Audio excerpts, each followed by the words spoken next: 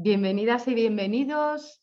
Aquí estamos una vez más en Cuidar a quien cuida, educa. Esta vez vamos a hablar sobre las relaciones, los facilitadores, los obstáculos de las relaciones en el aula y con una especial atención a todo el tema de la comunicación y llevar el buen trato al aula.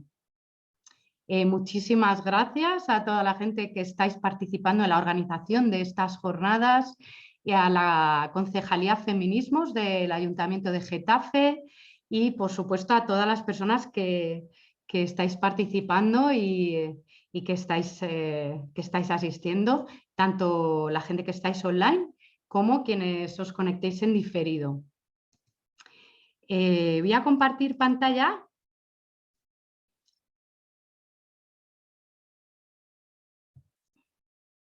Vamos a ver, en primer lugar, ay, perdón, ¿por qué le he dado a toda la pantalla en vez de a... Eso es, a la parte de la pantalla. Os comento un poquito el esquema que vamos a tener hoy del taller, más charla que taller, ya que van a ser ideas, pinceladas sobre cómo llevar el buen trato al aula. Vamos a ver primero qué obstáculos y qué facilitadores hay para las relaciones en el aula, también el tema de comunicación no violenta y algunas recetillas. Os invito primero, antes de nada, a respirar un poquito, tomar 3 respiraciones profundas.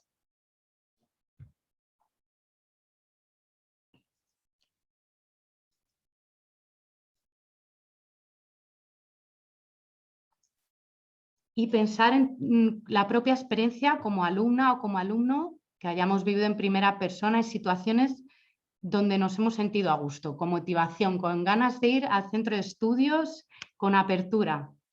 ¿Qué gestos, qué miradas, qué palabras, qué ambiente y qué actitudes cuando nos hemos sentido a gusto, siendo alumnas y alumnos, nos han invitado a abrirnos, a motivarnos, a tener ganas de aprender, compartir y seguir asistiendo al centro educativo? Vamos a ver estas cositas en detalle. Si pensamos en esas situaciones, el cuidado probablemente está en el centro de las relaciones, algo que desde todo el ámbito de la coeducación, de la educación para la igualdad, venimos diciendo desde hace muchos años. ¿Qué gestos, qué palabras, qué miradas nos han hecho sentir a gusto en clase, tanto por parte del profesorado como del resto del alumnado? Acogida, aceptación, cariño, reconocimiento, que el bienestar de cada persona es importante para el resto, el sentir esto que parece de perogrullo, pero es algo que luego cuesta cuesta un poco llevarlo, es más difícil llevar a la práctica. El respeto, la comprensión, valorar el esfuerzo y los logros, apoyar a quien tiene más dificultades, el dialogar tratando de comprender sin enjuiciar y la comunicación clara y asertiva.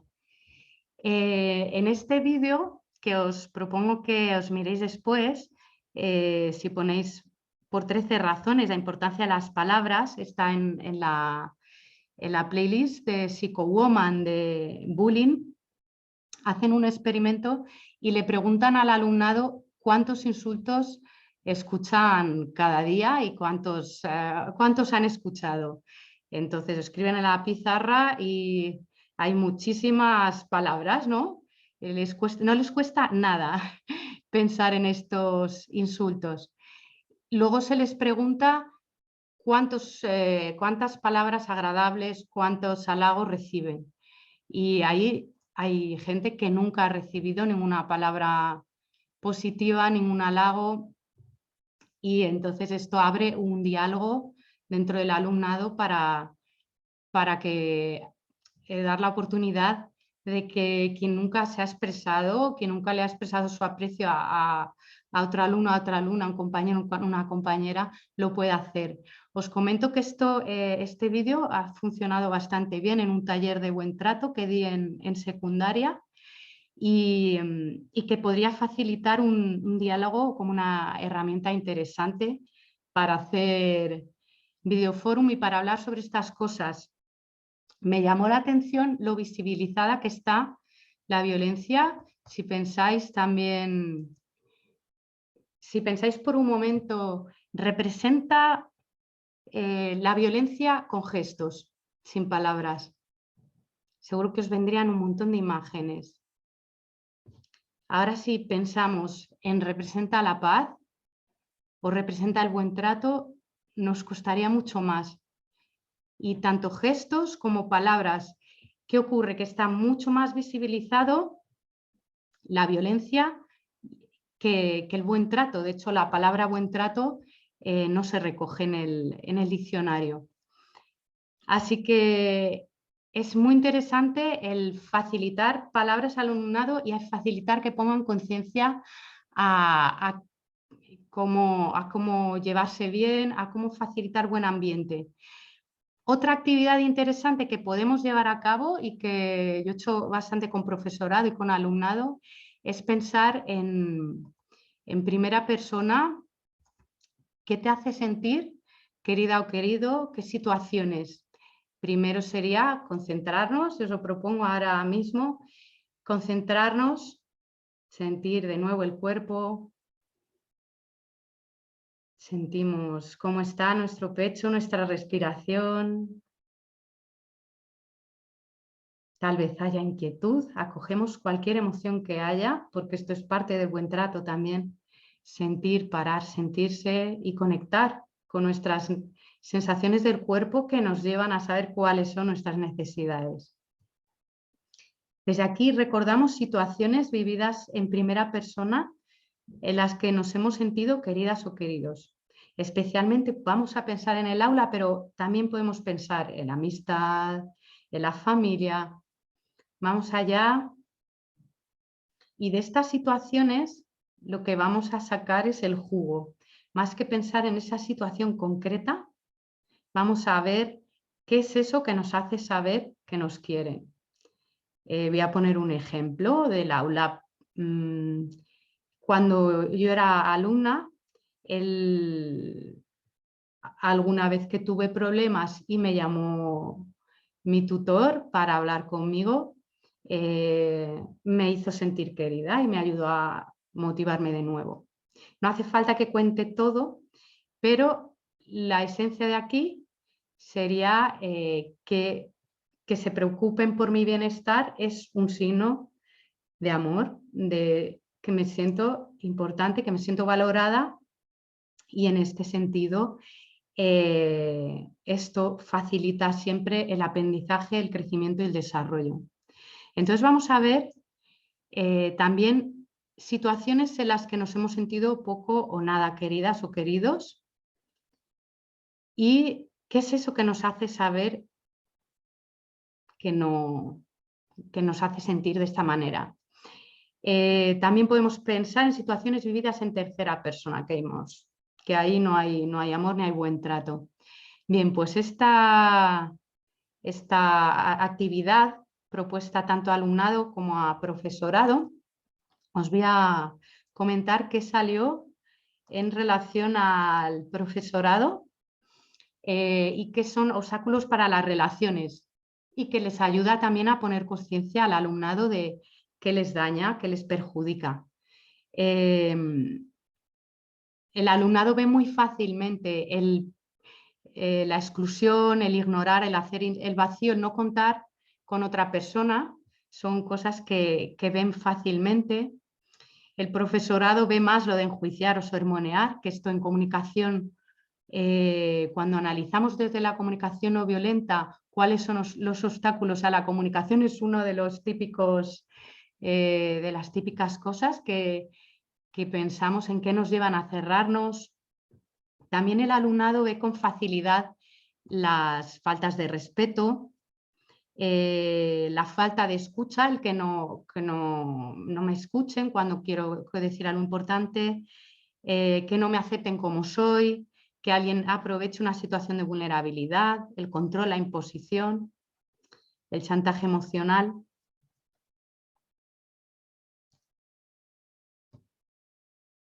Voy admitiendo a gente que está intentando entrar. Ahí está.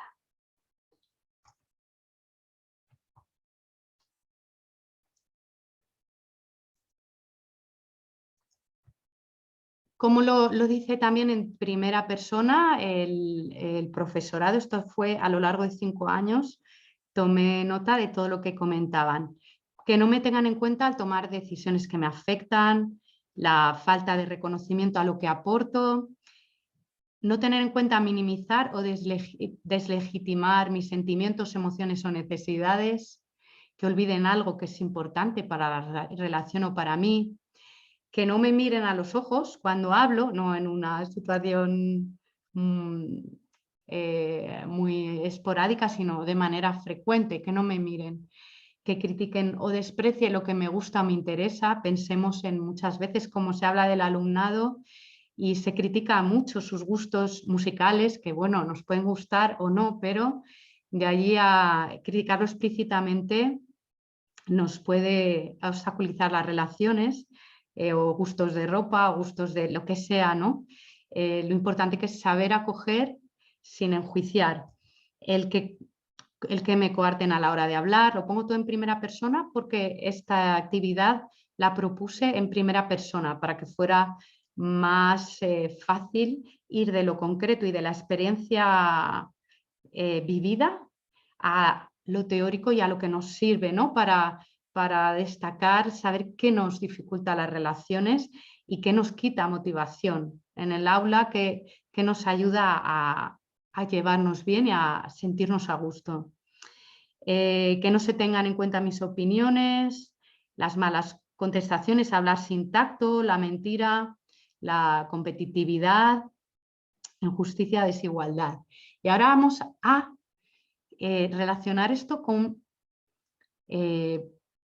las situaciones educativas en las que abre su libro de texto y no están las aportaciones de las mujeres, o cuando no se tienen en cuenta en los claustros o en diferentes proyectos o políticas públicas las necesidades de las mujeres, cuando no se escuchan nuestras voces, cuando no se toma en serio a las niñas y se minimiza cuando piden ayuda ante algo que se ve como gamberrada y que realmente les está perjudicando, la infravaloración, la ridiculación, la falta de escucha, todo esto va generando problemas de autoestima, y si os fijáis, todo lo que es coeducación no es solo cómo nos comportamos en el aula, sino también qué tipo de libros de texto utilizamos, a quienes representan, si invisibilizan a las mujeres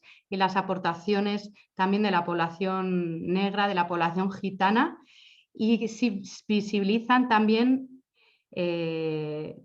la paz o visibiliza más la violencia, porque se ha interpretado la historia muchas veces en términos de una masculinidad convencional que asocia la historia a la conquista, a la violencia, y hay muy poca visibilización de la paz. Entonces, con esto lo que quería comentaros es que necesitamos despatriarcar las relaciones y poner los cuidados en el centro. Porque el ignorar, hemos visto que ignorar, invisibilizar son formas que obstaculizan las relaciones, son formas que nos llevan al maltrato, aunque sea a la violencia, aunque sea de una manera soterrada y sutil. Y realmente para que haya buen trato tenemos que visibilizar también todas las aportaciones de las mujeres también a las artes, a la historia, al conocimiento, a los deportes. Y de aquí vamos de nuevo a las preguntas de qué me hace sentir querida y querido, que sería lo mismo del buen trato, y cómo llevarlo al aula. Vamos a ver qué respuestas el profesorado ha dado a lo largo de 5 años a través de esta dinámica que os proponía de pensar en primera persona qué situaciones en mi vida y especialmente en el centro educativo me hacen sentir querida o querido. Pues lo que comenta, y voy a poner ejemplos más concretos, lo que ha comentado el profesorado es, lo voy a poner de nuevo en primera persona, la confianza, el saber que puedo confiar en mis compañeras, mis compañeros, en el profesorado, en el alumnado y confían en mí al mismo tiempo. Tener libertad para expresarme, poderme mostrar con mi propia fuerza y mi vulnerabilidad, sabiendo que me van a respetar. El respeto, que acojan tu singularidad, que podamos mirar a valorar cada alumna, cada alumno, aunque no compartamos sus mismas ideas y su mismo sentir, ese respeto. Aunque no entienda mis sentimientos, los respeta. Es otra de las cosas que salían a lo largo de este programa. La aceptación, que me acepten tal y como soy, y también mis posibilidades de cambio, es decir, que aceptemos a una persona o nos acepte, no significa que no le podamos pedir algo, que luego veremos un poquito fórmulas, o más que fórmulas, recetas, que luego las aplicamos como podamos con los ingredientes que tengamos, para llevar a cabo la comunicación no violenta. La paciencia, el dar muestras de cariño, todo esto es valorado también por el alumnado. Cuando hemos sido alumnas y alumnos, esto se nos olvida a veces, pero es algo que nos va a hacer no solo aprender a relacionarnos y aprender a sentirnos valiosas y valiosos, sino también que nuestro aprendizaje sea muchísimo más positivo, que tengamos más concentración, porque una gran parte de la concentración en el aula tiene que ver con el bienestar y con el buen trato. El sentir que nos escuchan, sentir que se preocupan por nuestro bienestar, y también el contacto físico. En este sentido, bueno, ahora tenemos más dificultades para expresar el contacto físico, pero aquí el profesorado comentaba dos barreras que hay para los hombres, en el sentido que el machismo no solo perjudica a las mujeres por todo lo que hemos visto anteriormente de invisibilización y, por ejemplo, los libros de texto que hemos visto, cómo esto nos genera problemas de autoestima a las mujeres, sino para los hombres también hay otras dificultades debido a los roles de género y a los mandatos de género que nos orientan de una manera muy distinta a unas y a otros. Los chicos no lloran, este tipo de mensajes que muchas veces en el aula están ahí presentes y que no hagamos nada y no contestemos, o que profesores hombres no hayan hecho un desarrollo personal y caigan en esta anulación de la muestra de sus afectos, genera una dificultad en las relaciones.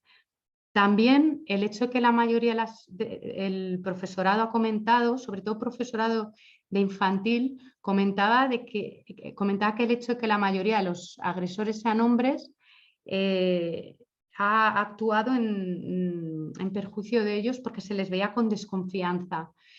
Es decir, que el cuidado de las relaciones en las aulas está también vinculado a todo un sistema social donde los roles y los mandatos de género nos afectan a unas personas a otras, y nos vamos a tener que poner conciencia y desmontar estereotipos para poder llevar el buen trato al aula mucho más a gusto, ¿no? ¿Y cómo llevarlo? Pues vamos a ver qué recetillas y qué cosas comentaba, bueno, entre lecturas y comentarios con el profesorado. La comunicación asertiva es muy apañada, ¿no? Es como una de las claves para poder llevar el buen trato al aula. Para eso necesitamos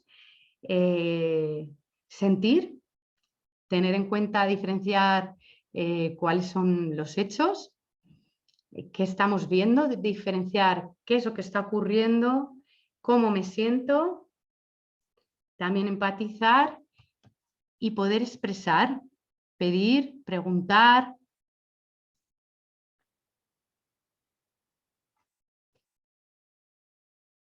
Obstáculos a este tipo de comunicación no violenta, pues sería cuando juzgamos, usamos sarcasmo, o en un momento gritamos, pues puede ocurrir, nos puede ocurrir que perdamos, ¿no?, los nervios en situaciones difíciles en el aula. Y ahí el otro día vimos todo el tema de gestión de emociones. El primero, reconocer esa emoción, sentirla en el cuerpo, respirar, nos puede ayudar a contener esas ganas de gritar que podemos tener en el aula, ¿no? Porque ¿qué genera una comunicación agresiva? Genera al final que obedezcan por miedo, o genera alejamiento, genera desconfianza. También nos puede ocurrir que tengamos un cansancio mal gestionado. Es interesante que veamos qué nos está ocurriendo para reconocerlo y actuar sobre, hacernos cargo, cuidar de esas emociones, de nuestro bienestar, para ver cómo podemos encontrar las palabras que generen confianza, encontrar los gestos, las palabras que generen confianza. Otro tipo de comunicación que también obstaculiza una comunicación más fluida sería la pasiva. Una comunicación pasiva, pues, es un obstáculo porque no estamos comunicando lo que necesitamos o propuestas que queremos hacer por evitar conflictos, por miedo a lo que piensen, a que se sientan mal, o porque no sabemos, no hemos encontrado la manera de expresarnos de una manera más clara y respetuosa al mismo tiempo que afirmando, que una manera asertiva. Otra cosa que hacemos muchas veces en comunicación pasiva es, en vez de decir las cosas de manera afirmativa, es pedir disculpas o permiso por pedir lo que necesitamos, cuando en realidad tenemos derecho, ¿no?, a pedir lo que necesitamos. ¿Qué consecuencias tiene? Que no se entienda nuestro mensaje, que no nos tomen en serio, no generar confianza y que haya al final una sensación de frustración y de falta de autoconfianza. Es muy típico también, y comentaban en un estudio, cómo es muy frecuente una comunicación pasivo-agresiva, que es cuando no sabemos qué hacer con las emociones desagradables como la rabia, pues de manera solapada se nos escapan, ¿no?, a través de sabotaje, de evasión de responsabilidad. Esto lo vemos mucho también en el alumnado, cuando boicotea algo, cuando no se siente reconocido o cuando no se siente que le escuchan. Muchas veces lo que hace es hacer como tira, se afloja, ¿no? Y es una forma de comunicación pasivo-agresiva. Ahí, claro, las consecuencias es que la comunicación se bloquea. ¿Qué nos ayuda entonces a que fluya la comunicación? Aplicar todo lo que hemos visto antes del buen trato, ¿no?, de ese respeto, ese reconocer que nos preocupa el bienestar de nuestro alumnado y expresar lo que sentimos, pensamos o necesitamos de una manera clara, segura, amable y empática. Sería decir sí, decir no, con la mayor concreción posible, sin ponernos por encima ni por debajo, y también conscientes de los efectos de nuestra comunicación en las otras personas. En este sentido, es interesante ver esa coherencia entre cuerpo, palabras, gestos y tono de voz. No es lo mismo decir, por ejemplo, me gustaría, por ejemplo, necesito para poder seguir la clase, necesito silencio, que decir, necesito silencio, es muy diferente, ¿no? Necesito que haya un buen ambiente en el aula, decirlo de una manera suave, a decirlo de una manera gritando, que al final no tiene ninguna coherencia, ¿no?, con lo que estamos pidiendo. Claro, para una comunicación asertiva al final necesitamos conciencia, entrenarnos, volver a la calma, sentir el cuerpo, reconocer qué nos está sucediendo. Para eso tenéis colgadas varias meditaciones que en breve vamos a colgar ya el enlace para que podáis acceder a ellas e ir entrenando esta escucha al cuerpo, saber qué hacer con las emociones. Siempre hay gente que dice contar sirve, ¿no?, para gestionar estas emociones difíciles como la rabia, antes de decir lo primero que se me pase por la cabeza, ¿no?, en el aula, porque bajo los efectos de la rabia inmediata lo primero que nos apetece de manera inconsciente y de una manera muy desde el cerebro mamífero y reptiliano es agredir, ¿no? Ser conscientes de esto y respirar, hacer este ejercicio de respirar, llevar atención al cuerpo, a cómo me siento y tratar también de observar, diferenciar qué está pasando, de cómo me siento, tratar de no culpar, porque no es lo mismo decir me tienes harta, que decir tal o cual comportamiento me genera tal o tal sensación. Entonces, la comunicación asertiva pasaría por no culpar de cómo me siento a la otra persona, sino diferenciar qué está ocurriendo y cómo me siento. Eso, claro, necesitamos esa conciencia, entrenarla, porque esto, ahora decirlo es muy fácil, pero personalmente a mí me requiere un entrenamiento cotidiano, el gestionar mis emociones de una manera saludable y comunicarme de una manera asertiva, porque todo el mundo pinchamos por uno o por otro lado y ni siempre vamos a llevar absolutamente todas las veces el tipo de comunicación asertiva que nos gustaría, pero cuanto más lo entrenemos, cuanto más aprendamos a relajarnos en caliente, podremos hacerlo de una manera más sencilla. ¿Qué ocurre? ¿Qué consecuencias tiene este tipo de comunicación? Que se percibe honestidad, porque yo estoy diciendo lo que pienso, y esto da confianza. Y también se percibe amabilidad, porque yo estoy siendo empática con la otra persona, no le estoy culpando, no le estoy echando encima cómo me siento, sino que estoy intentando comprender su comportamiento y decirle en concreto qué parte de su comportamiento me está generando malestar. También genera tranquilidad al resto del aula, porque estamos garantizando que haya un buen ambiente en el aula. Por eso es fundamental, no solo para esa alumna o ese alumno con quien nos estamos comunicando. En este sentido, una pequeña idea o recetilla sería como os comentaba. Voy a ponerlo con un ejemplo. Por ejemplo, un alumno que ha llegado, que lleva una semana, que está llegando 20 minutos tarde a clase, o lleva 3 días, ¿no? Entonces, primero, eso, llega hoy tarde, de nuevo, 20 minutos tarde, interrumpe la clase, el alumnado se desconcentra. Bien, pues yo primero diferencio qué son los hechos, observo qué está pasando, de cómo me siento.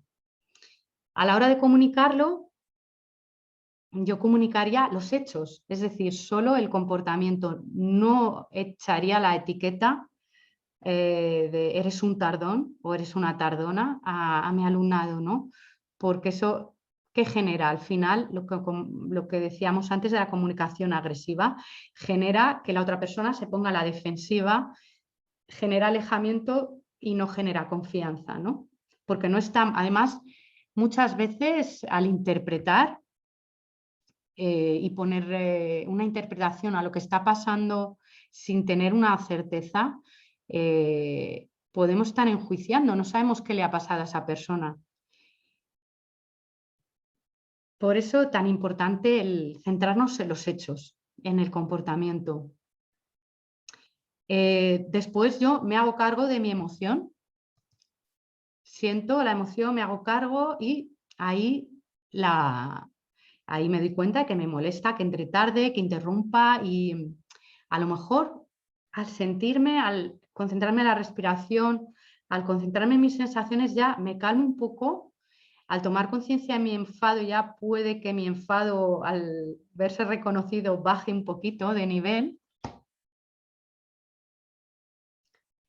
Y ahí puedo tratar de comprender qué está pasando. Me paro, ese pararme me hace que no actúe de una manera impulsiva y desde la rabia y le vomite mi rabia, ¿no? O le enjuicie o le critique, ¿no?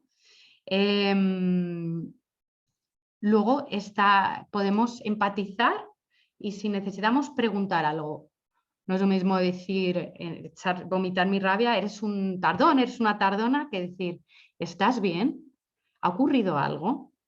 Ahí podemos tomar información que no sabemos porque lo único que estamos viendo es que está llegando 20 minutos tarde y que de manera repetida, pero no sabemos qué ha pasado. Esto puede abrir la posibilidad de un diálogo, una escucha mutua. Ahí contaría qué me hace sentir este comportamiento siempre lo más concreto posible. Sin juicios, sin etiquetas. Por ejemplo, podríamos comenzar empatizando. Entiendo que hemos estado, por ejemplo, entiendo que hemos estado de exámenes y que esta semana estás más cansado. Por mi parte, siendo frustración cuando llegas tarde a clase y algunas personas se desconcentran después de la interrupción. Ahí comentaría cómo me siento, qué malestar, pero también iría a lo esencial. En este sentido es muy interesante no perder el hilo del buen trato, el hilo del amor, de llevar el amor al aula, este amor en el sentido que hemos comentado antes, de qué nos hace sentir queridas y queridos, ¿no? Ahí en ese sentido, tirando de ese hilo y yendo a la esencia sería, me preocupa que estéis a gusto, que puedas aprender. Me preocupo por tu bienestar y por el del resto de la clase, ¿no? Así que me preocupa que tanto tú como el resto de la clase estéis a gusto y podáis seguir bien las explicaciones. Esto es la esencia por lo que a mí me genera tanto malestar. Entonces sería cuando me paro y respiro, conectar con eso. ¿Qué es la esencia? ¿Qué quiero de verdad? ¿Qué necesito? No perderme la emoción y la rabia, sino ¿qué necesito? ¿Cuál es mi necesidad real? La profunda. ¿Cuál es mi necesidad real? Que el alumnado aprenda, que haya concentración, que haya buen ambiente en clase. Y para eso tengo estas herramientas. Y otra herramienta sería pedir algo de forma clara, concreta, sin enjuiciar y, si es posible, buscar un compromiso. Entonces, podríamos comentar algo así como, para asegurarme que vas bien en clase, que quede claro, ¿no? ¿Cuál es la necesidad? Que entiendes las cosas que damos y que no hay interrupciones, necesito que empecemos toda la clase con puntualidad. Para eso te pido que llegues a las 8:30, es decir, todo lo más concreto posible, que es puntual, o 5 minutos antes. También hay en esta formulilla, hay personas que también recomiendan comentar las ventajas de lo que proponemos Por ejemplo, si a partir de ahora llegas todos los días puntual, toda la clase estará concentrada. Y también explicar consecuencias negativas de que siga dándose ese comportamiento que nos está molestando y generando malestar y que no nos está permitiendo mantener ese ambiente del aula que necesitamos mantener, ¿no? Ahí podríamos decir, por ejemplo, si siguieras llegando tarde, yo cada vez estaría más incómoda o más incómodo, me preocuparía más, el alumnado perdería confianza, comentar todas esas consecuencias. Vamos a seguir con la presentación. Cualquier preguntita que tengáis, podéis hacerla a través del chat o propuesta. Y otra cosa importante, claro, hemos visto que una parte del buen trato es que haya igualdad y una parte del maltrato es que haya injusticias. Una parte en la que las personas nos sentimos queridas y queridos y por eso vamos con motivación al aula, es esa igualdad. ¿Qué ocurre? Que todavía tenemos todo el peso, ¿no? de una cultura machista de siglos y siglos y de alguna manera nos toca contrarrestarla. Por eso hablamos de coeducación o educación para la igualdad. Entonces, ¿cómo llevar esto al aula? Aparte de todo el buen trato del que hemos hablado, vamos a poner un poquito más de microscopio a todo el tema de coeducar. En primer lugar, somos referentes, darnos cuenta que somos referentes y que tanto si lo hacemos de manera consciente como inconsciente, estamos educando en determinadas actitudes y conceptos en torno a las relaciones, con nuestra forma de estar y de relacionarnos, con lo que decimos y lo que no decimos. Si hay cosas que son tabú, imaginaros que el alumnado está hablando de un tema o nos hace una pregunta sobre un tema en concreto y lo evitamos, no le damos una respuesta. Ahí estamos diciendo que, claro, el mensaje que hay por debajo, aunque no lo digamos explícitamente con nuestras palabras, sería que no se puede hablar de eso, que hay cosas que hay tabús, ¿no? También el cómo reaccionamos ante determinados comportamientos y comentarios de chicos y chicas. Eso, si por ejemplo lo típico del bullying, cuando no se hace nada, cuando hay alguna agresión verbal o exclusión y no se hace nada, cuando no tomamos partido y de alguna manera intentamos evitar un conflicto que no se puede evitar, si está ahí, si está ocurriendo, no nos podemos escaquear, tenemos una responsabilidad. Ahí también el permitir, estamos lanzando un mensaje de falta, de no tomar en serio el bienestar de cierta alumna o cierto alumno que está viviendo, que está recibiendo pues, todo eso que hemos visto que formaba parte del maltrato, de los obstáculos a las relaciones. ¿Qué lenguaje verbal y no verbal utilizamos? También, también forma parte de nuestro estar en el aula y del ejemplo que estamos dando. Por eso, algo que siempre sale en los talleres es la importancia del desarrollo personal, ¿no? De si queremos acompañar a nuestro alumnado hasta cierto punto de igualdad, qué importante es trabajarnos por dentro, trabajar, porque las ideas las tenemos muy claras sobre qué es igualdad, qué no, pero llevarlo a cabo a la práctica es más difícil, ¿no? Ver dónde nos atascamos, ver dónde nos atascamos y ver cómo salir de ahí, y buscar las respuestas, ¿no? Y buscar las formas de crecer por dentro y crecer en nuestras relaciones para poder ser coherentes. Con eso es lo que queremos educar, ¿no?, en las aulas. Seguimos hablando un poquito de la coeducación. ¿Qué implicaría también el educar en la igualdad? Ofrecer referentes de mujeres y hombres que van más allá de los estereotipos sexistas y que se relacionen desde el buen trato.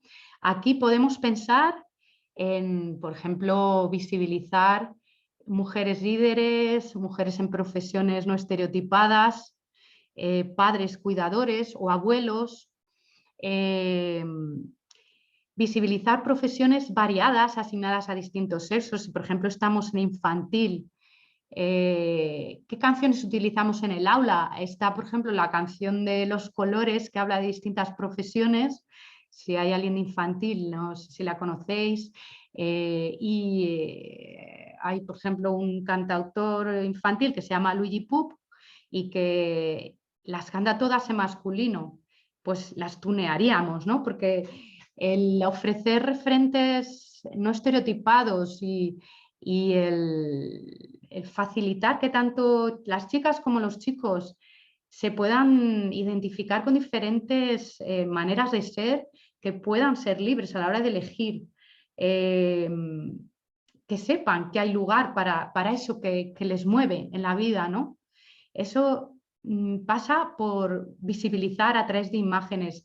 Los ejemplos que ponemos, hasta los de matemáticas. Si tú abres un libro de matemáticas, ¿quién hace la compra? ¿Quién aparece haciendo la compra? ¿Quién aparece conduciendo el coche? Hasta en los ejemplos es importante que veamos qué representación están haciendo de mujeres y de hombres. Si son estereotipadas, tipo el hombre es el que siempre conduce y es el que trae el dinero a casa, que eso de verdad que todavía lo vemos en libros de texto.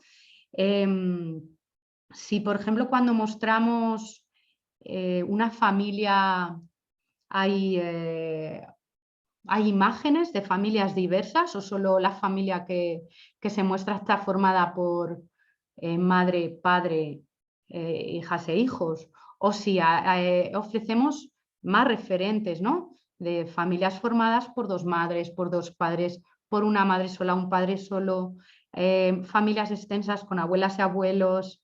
¿Qué diferentes formas de convivencia hay? Es una parte de educar en igualdad. También el dar a conocer las aportaciones de las mujeres a la historia, las artes, los deportes, las ciencias. Ahí nos va a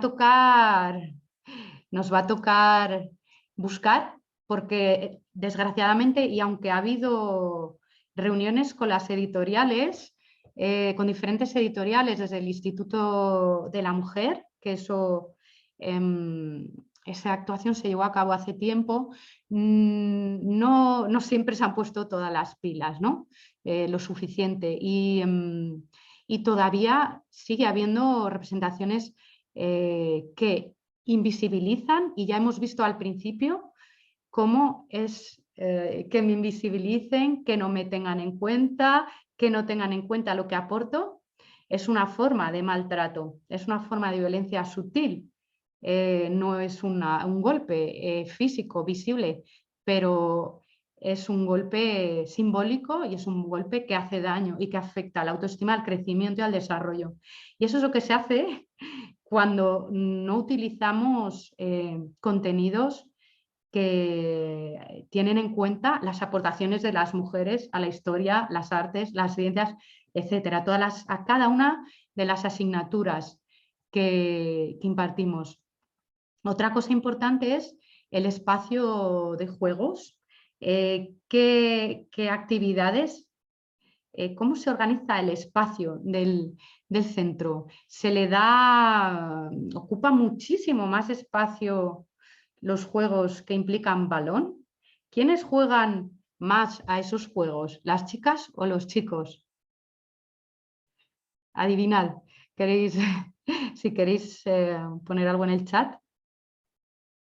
¿Qué es lo que veis en vuestras aulas, en las aulas, del uso del espacio?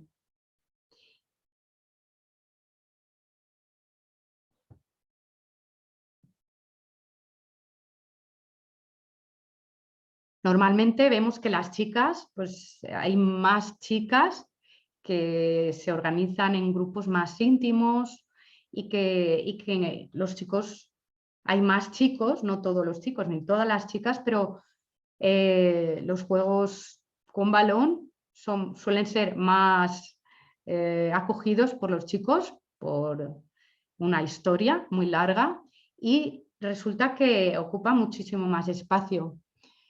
En el centro del patio, comenta por ejemplo Eva, con el fútbol. Os comentaré que hay centros educativos donde directamente no hay balón.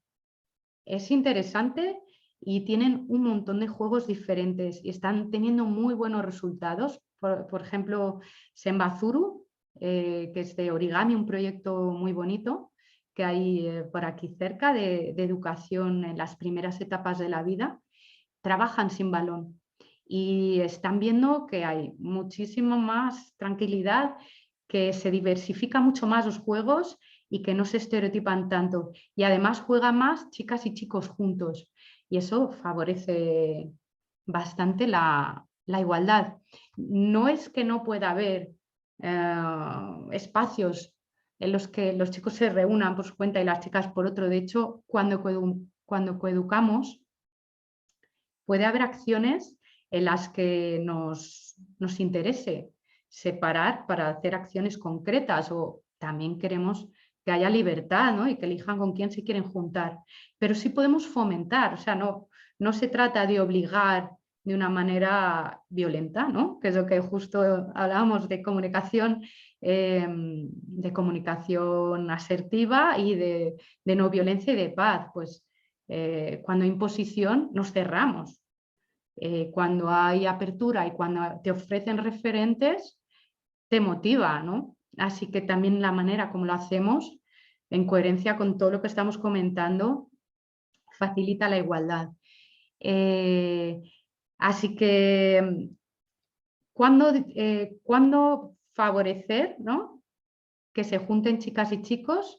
¿Cuándo separar? Favorecer, pues siempre que lo veamos necesario, ¿no? Tenemos clases mixtas, siempre va a ser mucho mejor, ¿no? Relacionarte con el otro sexo, aprender desde siempre, es algo que luego te va a dar fluidez a lo largo de tu vida, ¿no? Que hay gente que se ha educado en colegios de solo un sexo y luego ha tenido muchas dificultades, ¿no? Al relacionarse con el otro sexo.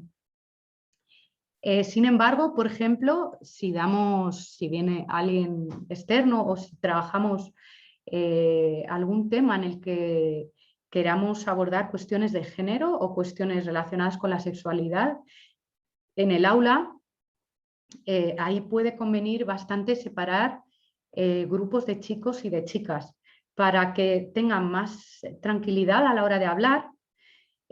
Por ejemplo, que las chicas puedan hacer las preguntas con más confianza. Os voy a dar un ejemplo de un taller que de hace poco en un amigo y yo con jóvenes y fue un antes y un después que él se llevara a los chicos por un lado y yo me llevara a las chicas por otro. Estamos hablando de temas de buen trato y sexualidad y aquello fue genial porque hubo espacios separados donde las chicas se abrieron muchísimo más que si hubieran estado en el grupo mixto y los chicos también, con mi compañero, y luego ya pusimos en común. Con lo cual, coeducar a veces sí nos puede venir bien separar en algunas acciones a chicas y chicos para luego hacer un común, una apuesta en común.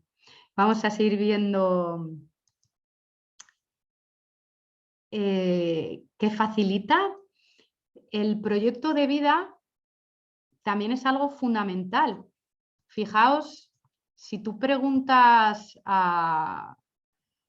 por el futuro, qué esperan para su futuro, y también si nos fijamos en qué se nos suele orientar cuando pensamos en el futuro a través de películas, a través de conversaciones, de los mensajes que se lanzan, verbales y no verbales, de las imágenes que se representan en toda nuestra cultura, no solo en el aula. Vemos que en cuanto al proyecto de vida, suele orientarse a los chicos, pensar solo en lo profesional. Y a las chicas en las relaciones, en la pareja, en la familia, si van a tener o no hijas e hijos. En lo comunitario no se nos suele orientar mucho, es decir, nuestra participación ciudadana a través de asociaciones, a través de movimientos sociales, el tener en cuenta las relaciones entre países. La idea de la coeducación sería que tanto a chicas como a chicos se les pregunte y que se les ofrezcan referentes de mujeres y de hombres que son tanto que tienen familia como trabajo remunerado, ¿no? Con el trabajo doméstico, lo mismo, qué tipo de representación estamos haciendo. Y a la hora de recoger el aula, se le pide más a las chicas el orden que a los chicos. Se permite más que los chicos sean más bulliciosos que las chicas. Fijaos estos pequeños detalles sutiles, cómo pueden ir afectando y qué mensajes hay detrás de este tipo de gestos en relación a la igualdad. Así que coeducar supondría tener en cuenta también estos matices y facilitar referentes para ambos sexos y también preguntarles por su proyecto de vida y invitarles a que piensen también, no solo en cuál va a ser su futuro en relación a su carrera, a qué quieren estudiar y facilitarles recursos, sino también si quieren tener familia, cómo quieren aportar a la sociedad, ¿no? A través de asociaciones o del voto, o cómo quieren participar. Vamos a ver... también, perdonad, que no lo había comentado, pero qué tipo de lenguaje utilizamos, eso ya sería para otro taller entero, ¿no? El lenguaje inclusivo.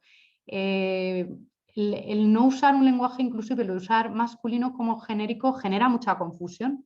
Por ejemplo, los chicos os podéis levantar.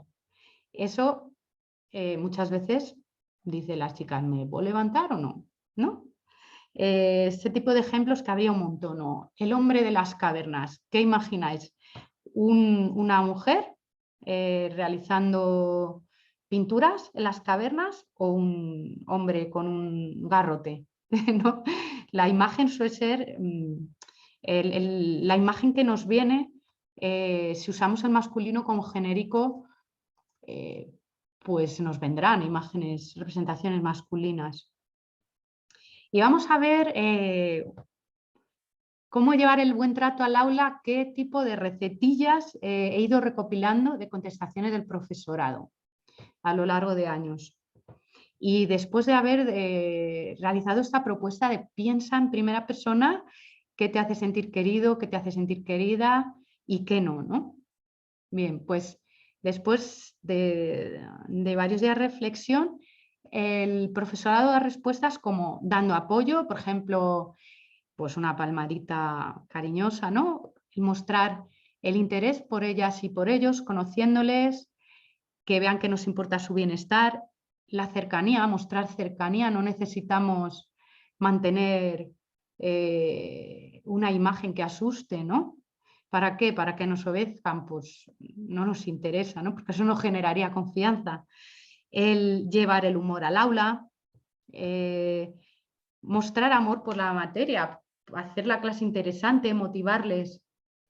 Si hablamos con pasión, si nos implicamos en lo que estamos comentando, si disfrutamos compartiendo, les vamos a hacer disfrutar mucho más, ¿no? Esta idea de la neutralidad, yo personalmente no la comparto y ni creo que traiga de la neutralidad vista como frialdad o como mucha excesiva distancia, normalmente no facilita las relaciones en el aula, ¿no? Tener en cuenta la singularidad, cada persona, pues cada grupo, valorarle a cada cual quién es, que él tenga un lugar, que sienta que tiene un lugar, ¿no? Ganarse la autoridad en el día a día, en el sentido de diferenciar autoridad y poder, ¿no? Autoridad es algo que nos ganamos, que otras personas nos reconocen o no, en función de lo que de nuestra capacidad para saber acompañarles, de la confianza que le damos, de nuestra capacidad para que vean que algo les aporta, ¿no? La autoridad es algo que circula porque aunque la relación es asimétrica en las aulas, pues si yo soy profesora, mi responsabilidad es distinta, ¿no? Que es la de cada alumna y cada alumno. Aunque la relación sea asimétrica, yo puedo tirar más de poder en el sentido negativo de imponer premios y castigos, o puedo tirar más de cuidar las relaciones en el aula y ganarme esa confianza, esa autoridad.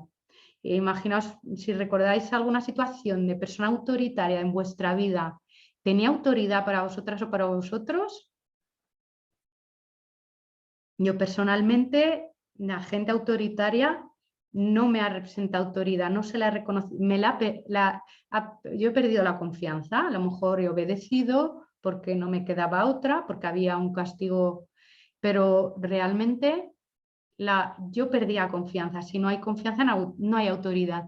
Y el aprendizaje o el buen trato en el aula se basa mucho más en que circule. Para que me reconozcan autoridad, yo también necesito reconocerles, valorarles, verles, que sientan que se sientan vistas y vistos, ¿no? Más cositas que apunta el profesorado. Es escuchar al alumnado, o sea, claro que sí que que la exposición muchas veces, bueno, tenemos esta función de liderazgo, ¿no? De profesorado, pero eso no significa que no podamos escucharles, hacerles preguntas, facilitar aprendizajes que partan de la experiencia, que puedan llegar a sus propias conclusiones a partir de situaciones de aprendizaje que les pongamos, ¿no? Donde puedan llegar a sus propias conclusiones a partir de preguntas que les hagamos, como he hecho al principio, ¿no? Del taller, que os lanza la pregunta de qué me hace sentir, qué me lleva a abrirme, qué me lleva a cerrarme, qué me generaba motivación en las aulas, ¿no? Cuando yo era alumna, cuando yo era alumno, ¿no? Que también facilita llevar el buen trato al aula, mediar en caso de conflicto. Mañana veremos más despacito las distintas estrategias en torno a los conflictos cuando hablemos, aunque está orientado a familias, pero como familias podéis ser todo el mundo, incluso si vivís en soledad. Allí vamos a verlo más despacito, todo el tema de conflictos, entrar a saco en qué pasa cuando evitamos, qué pasa cuando se impone, qué pasa cuando dialogamos, ¿no? Y nos abrimos. Entonces, en este caso, el profesorado hablaba de mediar en caso de conflicto, sobre todo cuando te piden ayuda, pero también cuando vemos que una persona necesita ayuda y nadie le está ayudando, porque el bullying, por ejemplo, que está habiendo muchísimo, no solo cuenta con agresor y víctimas, o agresores y víctimas, sino con gente que mira y no hace nada. Y ahí también el no hacer es una forma de hacer, ¿no? Por eso la importancia de intervenir en situaciones donde vemos que alguien necesita ayuda.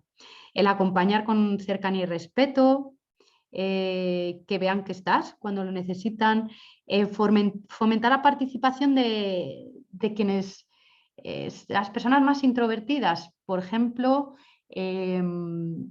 diciéndoles que nos gustaría muchísimo saber su opinión, que nos interesa su opinión, que sabemos que les cuesta más hablar, pero que tenemos mucho interés, que seguro que tienen algo interesante que decir y que aportar.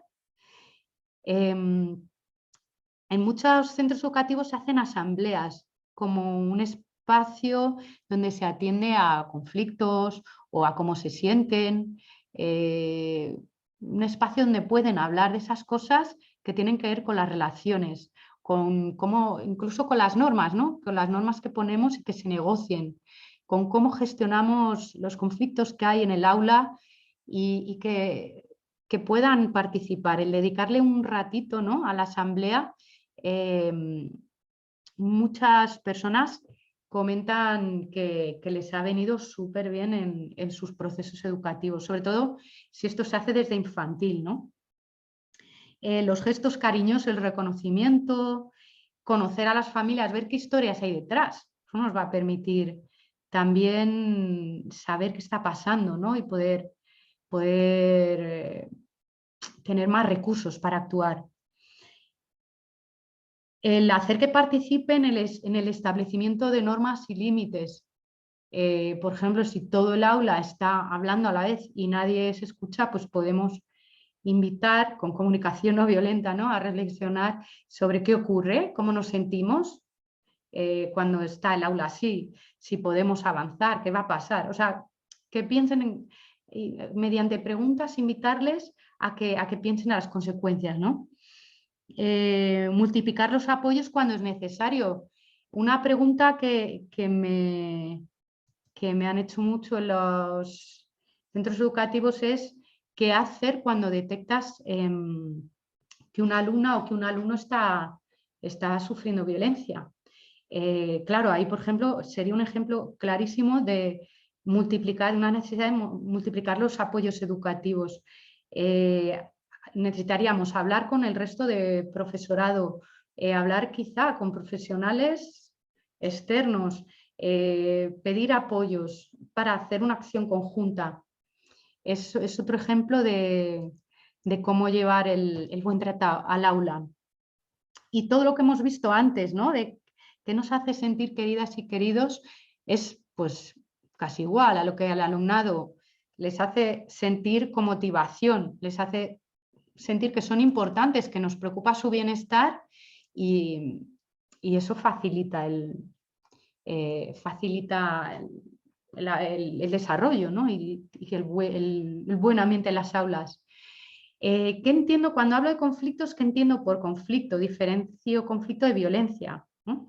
Hay conflicto, voy a tomar una frase de Graciela Hernández, es un libro que es de hace bastantes años, pero para mí es una concepción que me ayuda muchísimo. Actualmente me sigue valiendo.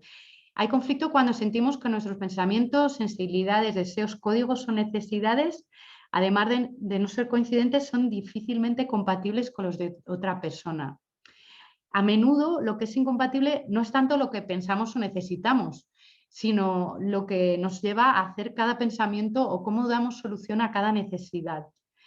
Así que a veces realmente lo que nos toca es mirar en profundidad, no lo primero, lo más aparente, sino qué necesidades hay detrás, porque a veces lo que necesitamos es buscar qué actuaciones y qué soluciones podemos encontrar para que podamos convivir, porque los conflictos son inherentes a las relaciones humanas.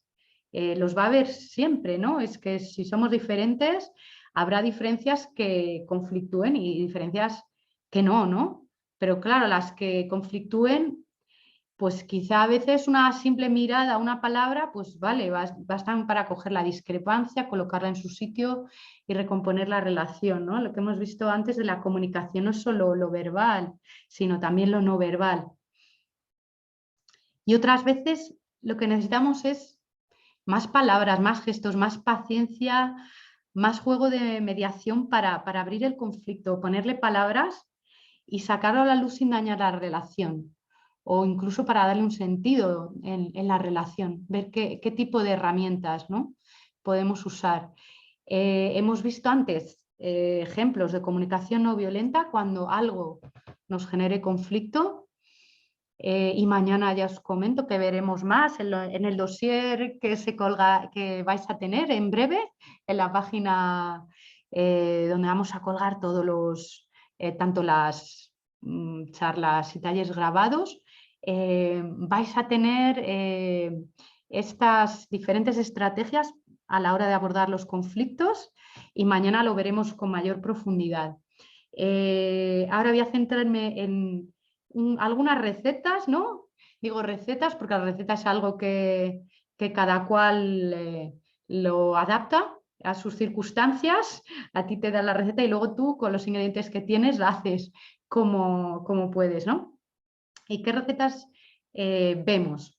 Pues abordar el conflicto en las tutorías, en los pasillos, en vez de dejarlo pasar, porque cuando evitas un conflicto, cuando lo que está en juego es importante, normalmente se convierte en una bola de nieve.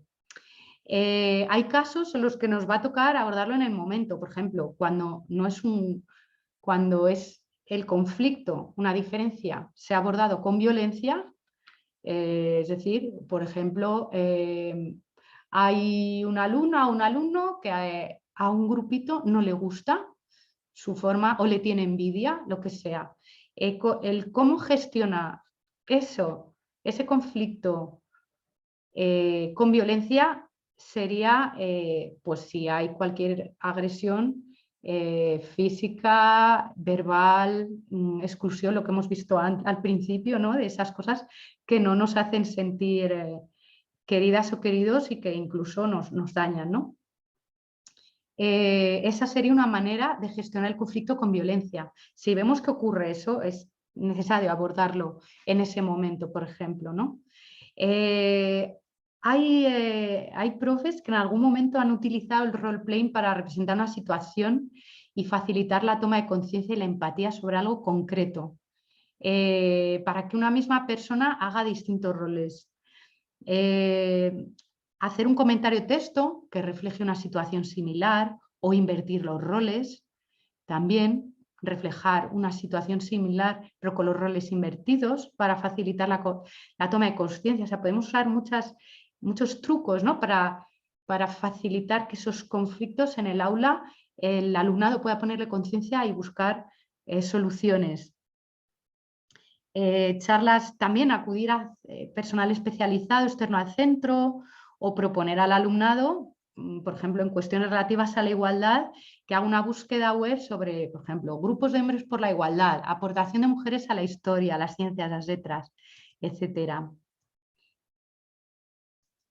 Voy a ir terminando ya y os comento que en breve haremos un espacio para preguntas o comentarios que queráis hacer.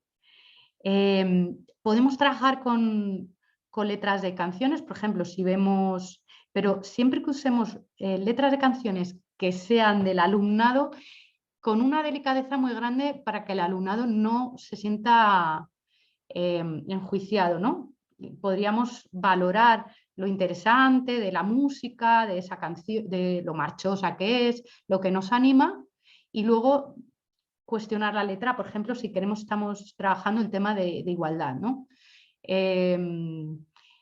Podemos también hacer una recogida de información, por ejemplo, poner un buzón, un cartel sobre a lo que al alumnado le gusta o lo que no le gusta, con post-it.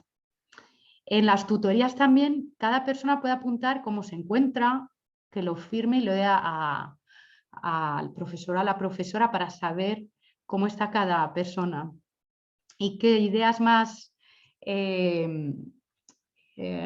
hay en diferentes espacios educativos. Por ejemplo, una idea que me pareció muy bonita es el cariñograma, y es un panel, claro, esto se hace más en infantil o en primaria, un panel o un espacio donde cada niña y cada niño tiene un nombre, con un sobrecito con su nombre, y el resto le tiene que poner mensajes firmados sobre cosas que le gustan, palabras, felicitaciones, aspectos positivos. También puede haber otro que sea de agradecimiento, otro de perdón, también para que el alumnado se acostumbre a pedir perdón, a reparar, ¿no? Cuando ha hecho algo que ha generado sufrimiento, ¿no? Si empezamos desde infantil y desde primaria a educar en las emociones y a ayudar que el alumnado aprenda a gestionar los conflictos sin violencia, muchísimo más fácil, ¿no? Va a ser llevar el buen trato y que se vayan desarrollando desde el buen trato. Luego hay juegos para la paz, Y bueno, os comento que cualquier cosita me vais a tener aquí. Está mi contacto. Aquí está el Vivero de Buen Trato, la web y un par de direcciones de correo electrónico. Y cuando queráis hacer cualquier comentario o duda que tengáis, tenemos ahora un espacio para hacerlo. Vamos bastante bien de tiempo.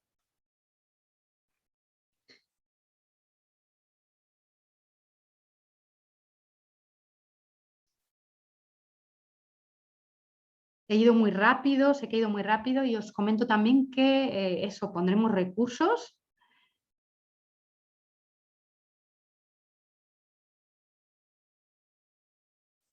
Genial, muchísimas gracias.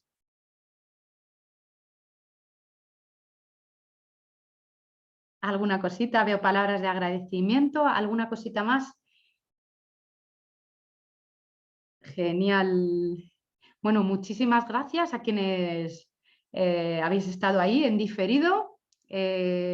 Muchísimas gracias de nuevo a quien ha organizado todo esto, todas las personas y entidades que están en la organización de Cuidar a quien cuida educa y especialmente a la Concejalía de Feminismos del Ayuntamiento de Getafe, que es quien ha puesto todo el marco y el espacio. Muchísimas gracias.